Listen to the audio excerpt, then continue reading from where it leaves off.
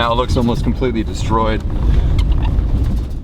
For months, pro-Russian separatists and Ukrainian forces have battled for the beachside town of Shyrokyne, which is about 8 miles east of Mariupol.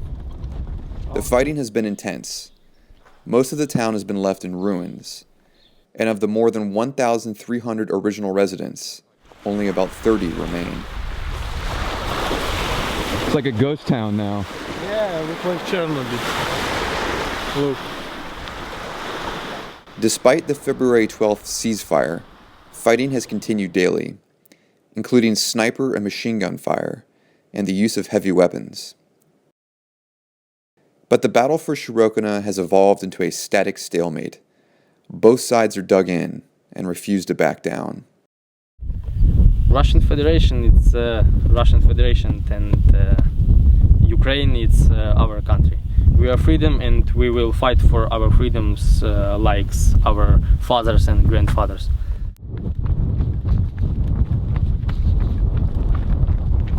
As casualties mount and soldiers continue to live in trenches within earshot of their enemies, the fighting has become increasingly personal.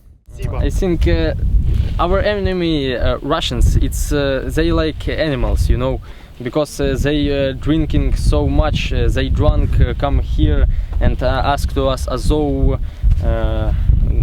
let's go fight with our guns. There we have our land, and 10 kilometers in front we have our land, 20 kilometers, 30, 40 and 50 kilometers, it's all our land, it's Ukraine. And in our all that territory we have enemy. So we wanna fight. These guys, you know, weren't firing anything back, but all night long there was machine gun fire, automatic grenade fire, sniper fire, what sounded like artillery, but I'm not really sure. So all night long just getting woken up to the sounds of explosions and then dreaming about war and then waking up and being in the war. So it was my first time at the very front lines, so it was a very long, intense night for sure. I feel some fear. We lost many good guys from Azov, and I lost one good friend here in this in Shyrokyne. But for last months, yeah, we have lost many good guys from Azov. So people pretty much just left here, left everything behind when the fighting started, huh? Yeah. Вчера двух зайчиков убили. Тебе тут нравится.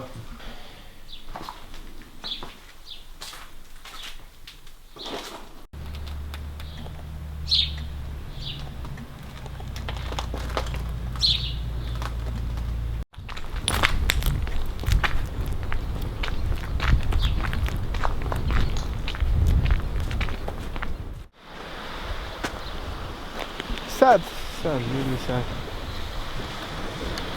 And how far away are the separatists from here? I think 700 meters. 700 meters, so less than a kilometer. Yeah, yeah. From we be in the trenches, yeah. From those positions are half a kilometer.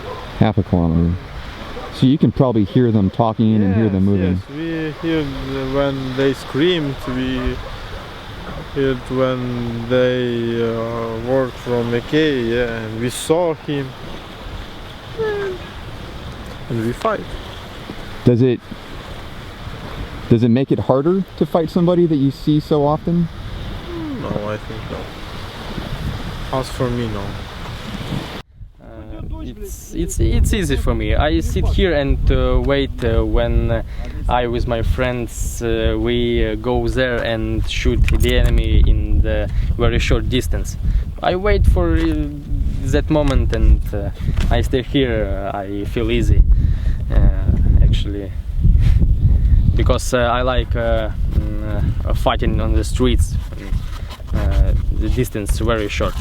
It's a real war when you see your enemy in your eyes and the eyes of your enemy.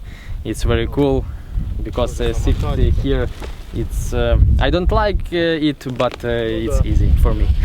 This is a whole different type of war out here.